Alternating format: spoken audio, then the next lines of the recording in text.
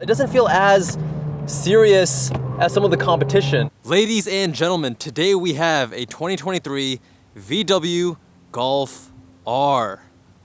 Gonna change the drive mode here to race. Ooh, drift mode. Probably stick with race mode.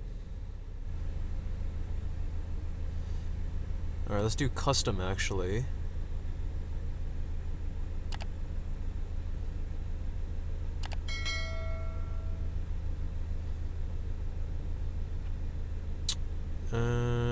What is the difference between pure? I don't want too much. There we go. That's our custom setting. So we got steering race, drivetrain race, engine sound pure, ACC race, light assist race. Oh, all these touch climate controls make things so difficult. My old man is showing. Alright, there we go. Come on guys, physical HVAC. Physical HVAC is what we want, dear car manufacturers.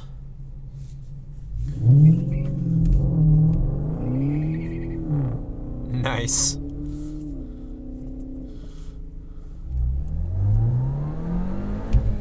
All right. We got a turbo. Pardon me blowing the blend line, by the way. We're not even doing full laps, so you're able to blow the blend line because there's no car that's gonna ever come from behind. So otherwise that would be bad racetrack etiquette. Now, we're powered by a 2-liter inline-4 turbocharged, cranking out 315 horsepower, 280 pound-feet of torque. And the car feels, I mean, you have to ring it out a little bit, but the car feels adequately powered.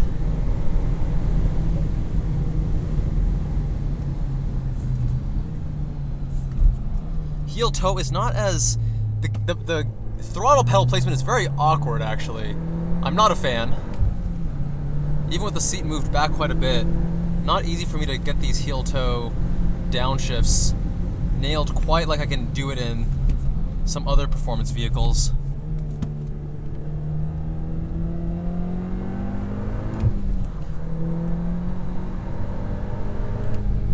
The transmission throws are a mile long, and the transmission also has a lot of play to it. It's not the tightest thing by any means.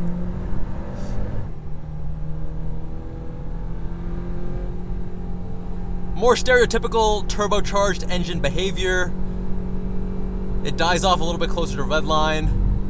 More mid-range torque. Very quiet as well, so redline has snuck up on me a couple times so far. Understeer prone. Remember, this is a front wheel based all-wheel drive system. And weighing in at 3,400 pounds, it feels adequately powered. But I will say the actual driving dynamics, the stiffness of the chassis, the turn-in, the body control, it doesn't feel as serious as some of the competition, not as buttoned down, not as purposeful. And of course with the competition I'm referring to cars like the Civic Type R, the GR Corolla, Elantra N.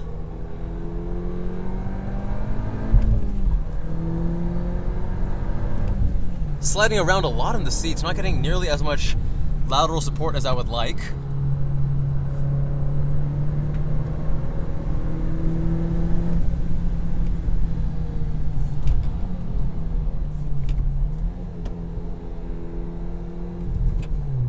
And with an MSRP of around $45,000, I guess this car compared to the other competition might be a little bit more comfortable, a little bit more daily driver friendly. I like a lot of the other cars. Well, I guess this and the GR Corolla have a very upright seating posture. The Civic Type R not nearly as much. I mean, I guess this could be the more dailyable version out of the four, but I don't know, like the capacitive touch, just not very pleasant to use on a day-to-day basis for a daily driver. Maybe that's something you can get used to. Maybe that's just my old man energy talking. I wish the manufacturers would just stick to physical touch. Physical touch has worked so long and so well. But as for how it behaves on track, it is prone to understeer as expected with this kind of drivetrain and layout.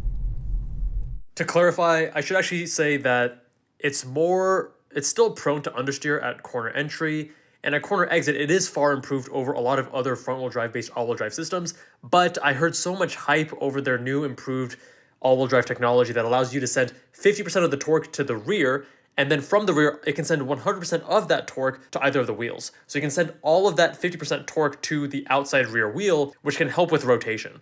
So that does help, and it makes it feel far more neutral when exiting a corner. But what people say is that it feels like a rear-wheel drive car now and it rotates like a rear-wheel drive car. Absolutely not. It still doesn't rotate to the same degree, and it still feels like an improved front-wheel drive based all-wheel drive system rather than a truly rear-wheel drive based system. We have, I did not try it in drift mode, that, you know, they've certainly tweaked and done some magic there to make this car able to hold some sideways action, or at least maybe not hold, but at least scoot out a bit.